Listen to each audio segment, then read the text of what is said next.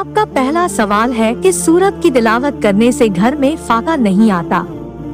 आपका ऑप्शन है ए सूरा फातिहा, बी सूरा यूसुफ, सी सूरा वाकिया, डी सूरा मुल्क।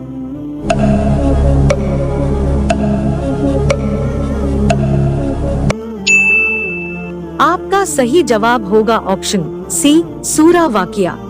आपका दूसरा सवाल है काफिर जहन्नम में किस जानवर की आवाज में रोएंगे। आपका ऑप्शन है ए लोमड़ी, बी कुत्ते, सी गधे, डी बिल्ली।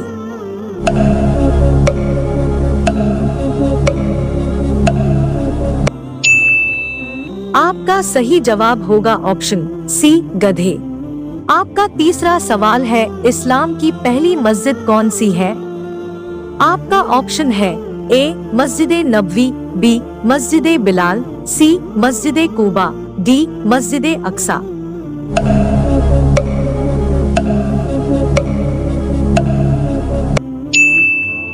आपका सही जवाब होगा ऑप्शन सी मस्जिद कूबा। आपका चौथा सवाल है मुसलमानों पर सबसे पहले कौन सी इबादत फर्ज हुई थी। आपका ऑप्शन है ए नमाज, बी हज, सी सदका, डी रोजा।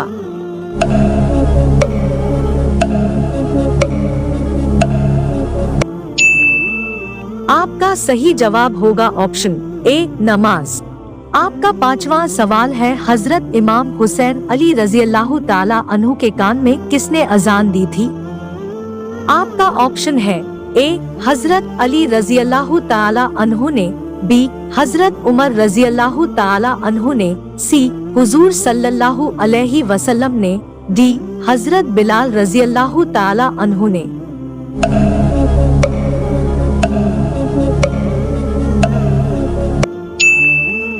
आपका सही जवाब होगा ऑप्शन सी हुजूर सल्लल्लाहु अलैहि वसल्लम ने। आपका छठा सवाल है पूरा कुरान शरीफ कितने साल में नाजिल हुआ। आपका ऑप्शन है ए 3 साल में, बी 12 साल में, सी 20 साल में, डी 23 साल में।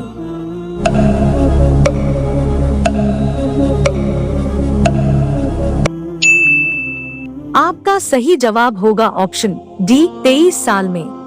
आपका 7वां सवाल है इस्लामी कैलेंडर का आगाज शुरुआत किसके दौर में हुआ। आपका ऑप्शन है ए हजरत उस्मान रज़ियल्लाहु ताला अन्हु के, बी हजरत अबू बकर रज़ियल्लाहु ताला अन्हु के, सी हजरत उमर रज़ियल्लाहु ताला अन्हु के, डी हजरत अली रज़ियल्लाहु ताला अन्हु के।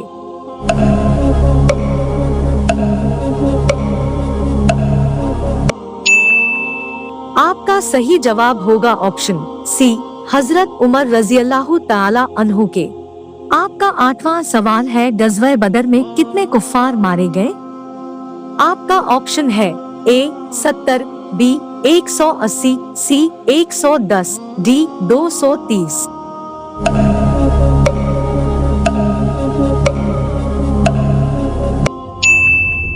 आपका सही जवाब होगा ऑप्शन ए 70। ए रब्बे कायनात, इस बेताब नफ्स और कमज़ोर जिस्म पर रहम फरमा, क्योंकि जो तेरे सूरज की तपिश को बर्दाश्त नहीं कर सकता वो तेरी जहन्नम की आग को कैसे बर्दाश्त करेगा। ए रब्बे कायनात, जो तेरे बादल की ज़रा सी गरज चमक सुनकर कांप उठता है वो तेरे गज़ब की आवाज़ को कैसे सुन सकता है। ए रब्बे कायनात, जिसे तेरी मोहब्बत और खुलूस की आदत हो वो तेरी नाराज़ी कैसे बर्दाश्त कर सकता है। ए अल्लाह, हम सब पर अपना रहम फरमा, हम सबको माफ़ फरमा दे। ए अल्लाह, सब जुदा होने वाले जन्नत में दोबारा मिलेंगे इंशाअल्लाह।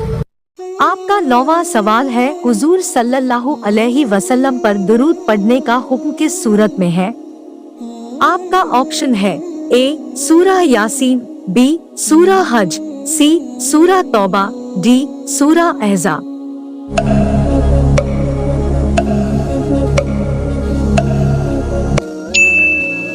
आपका सही जवाब होगा ऑप्शन डी सूरा अहज़ाब। आपका 10वां सवाल है, दोनों सजदों के दरमियान बैठने को क्या कहते हैं? आपका ऑप्शन है ए जलसा, बी रुकू, सी कयाम, डी कौमा।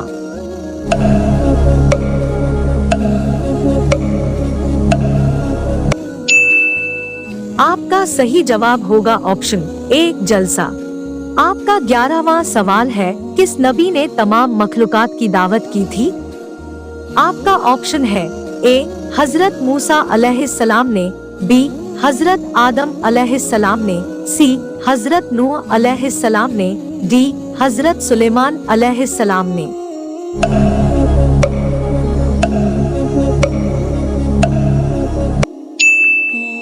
आपका सही जवाब होगा ऑप्शन डी हजरत सुलेमान अलैहिस्सलाम ने।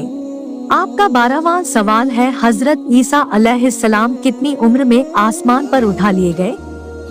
आपका ऑप्शन है ए 10 साल, बी 25 साल, सी 33 साल, डी 50 साल।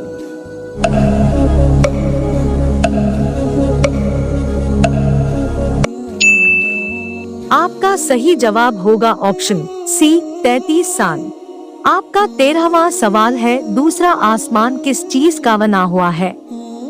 आपका ऑप्शन है ए पानी का, बी हीरे का, सी लोहे का, डी मोती का।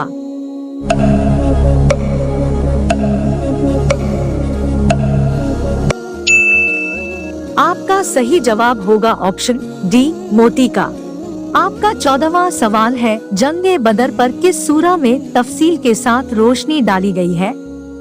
आपका ऑप्शन है ए सूरा अनआम, बी सूरा अनफाल, सी सूरा सफ, डी सूरा मुमतहिना।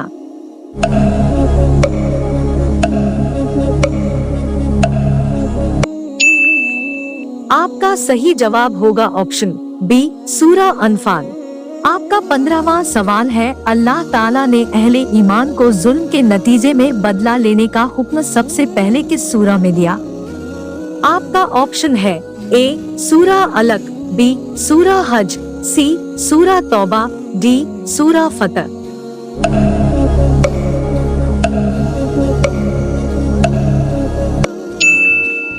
आपका सही जवाब होगा ऑप्शन बी सूरा हज।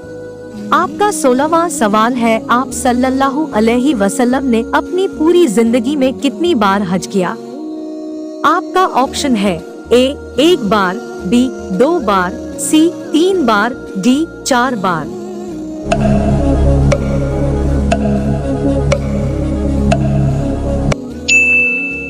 आपका सही जवाब होगा ऑप्शन ए 1 बार। आपका 17वां सवाल है, हमल रोकने का जायज इस्लामिक तरीका क्या है?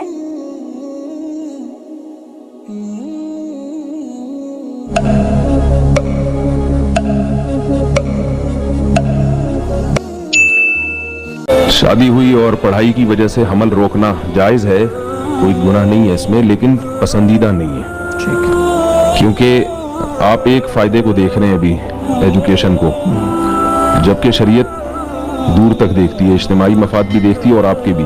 जी। औरत को एजुकेशन की भी बहुत ज़रूरत है, मैं मानता हूँ, लेकिन इतनी नहीं जितनी उसको औलाद की ज़रूरत है। जी। अगर लेट औलाद होगी तो इसमें 2 नुकसान हैं। एक तो ये कि बाज़ दफ़ा होती नहीं है, ये अपने इख्तियार में नहीं है कि जब चाहें आप औलाद पैदा करें। सबसे बड़ी भूल आपकी ये है। बिल्कुल। ऐसे हम जोड़ों को जानते हैं जिन्होंने इब्तिदा में हमल रोका, बाद में उनकी बहुत ख्वाहिश हुई औलाद हो मगर नहीं हुई।